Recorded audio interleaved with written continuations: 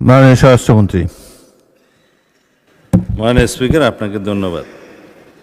আমি চাচ্ছিলাম না আসলে দাঁড়াতে, কিছু কথা রেকর্ডে রাখতে হবে, সেই জন্য দাঁড়ানো।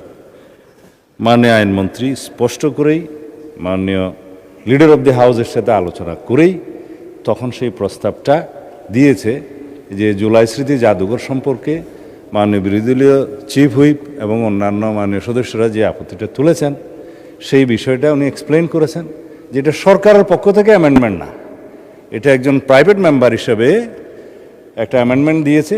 সেই অ্যামেন্ডমেন্টের উপরে ওনারা বক্তব্য রেখেছেন, এই পক্ষে আইনমন্ত্রীর বক্তব্য রেখেছে, কনসার্ন মিনিস্টার বক্তব্য রেখেছে, পাশ হয়েছে। তারপরেও আপনার কাছে যেহেতু মাননীয় বিরোধী দলীয় নেতা এবং অন্যান্য সদস্যগণ আপত্তি তুলেছেন, এই জুলাই স্মৃতি জাদুঘর আমি নিজে এবং মাননীয় বিরোধী দলীয় নেতা প্রফেসর ডক্টর ইউনূস, মাননীয় প্রাক্তন সাবেক প্রধান উপদেষ্টা সহ দেখতে গিয়েছিলাম।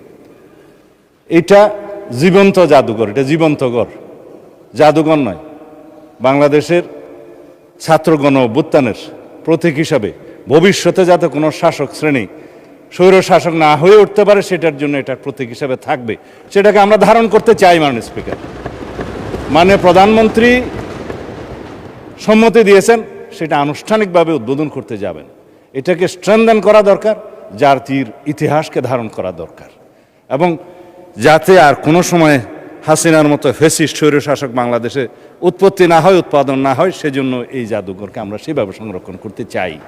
1971 থেকে শুরু করে 2024 পর্যন্ত, তারপরে পর্যন্ত সমস্ত ইতিহাসকে এখানে ধারণ করা হয়েছে, আরও উন্নয়ন করা হয়। মাননীয় স্পিকার, মাননীয় বিরোধী দলীয় চিফ হুইপ যেটা বলেছেন, এটাকে অটোনোমাস বডি হিসেবে রাখা যায় কিনা সে ব্যাপারে তো আলোচনা হতে পারে। আমাদের শাহবাগ জাতীয় জাদুঘর সহ অন্যান্য জাদুঘর যেগুলো আছে সেটা কিভাবে পরিচালিত হয়, কিউরেটর কিভাবে থাকে। সাবেক একজন উপদেষ্টা গত ইন্টারিম গভর্নমেন্টের, তিনি খুবই পারদর্শী, সম্ভবত উনি এখনও কিউরেটর হিসেবে আছেন। আমরা তো পরিবর্তন করিনি মাননীয় স্পিকার। যদি এরকম অবদান রাখার মতো আরও কোনো বিশেষজ্ঞ থাকে, বিভিন্ন কমিটিতে ধারণ করা যায়। তবে কেউ পদত্যাগ করলেই কেবল সেই পদ হারাবে, সরকারের ক্ষমতা থাকবে না তাকে অপসারণ করার, সেই জন্য একটা প্রভিশন আনতে হয়েছে, সেটা মাননীয় সদস্য বিরোধী দল এনেছেন। আর সরকারের কাছে যেটা নিয়ন্ত্রণ কর্তৃপক্ষ হিসাবে থাকে, সেটা সমস্ত কর্তৃপক্ষের কাছে সেরকম থাকে।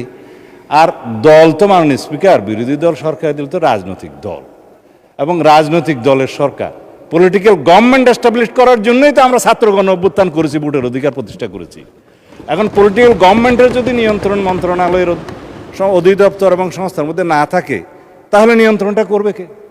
সেই জন্য আলাপ আলোচনা করে নিয়ন্ত্রণকারী কর্তৃপক্ষ এবং ভবিষ্যতে এটা বিকাশের জন্য, উন্নয়নের জন্য আমরা কিভাবে কি করতে পারি আলাপ আলোচনা করে পুনরায় একটা বিল যদি প্রয়োজন হয় সবাই মিলে আনবো।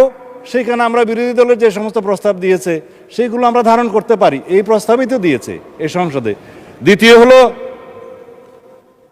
মাননীয় স্পিকার, কার্য উপদেষ্টা কমিটিতে আলোচনা হয়, সংসদ কতদিন চলবে, কিভাবে চলবে, কি কি বিজনেস এখানে আলোচনা হবে ইত্যাদি, সেটা আপনি করেছেন, আপনিই সভাপতি।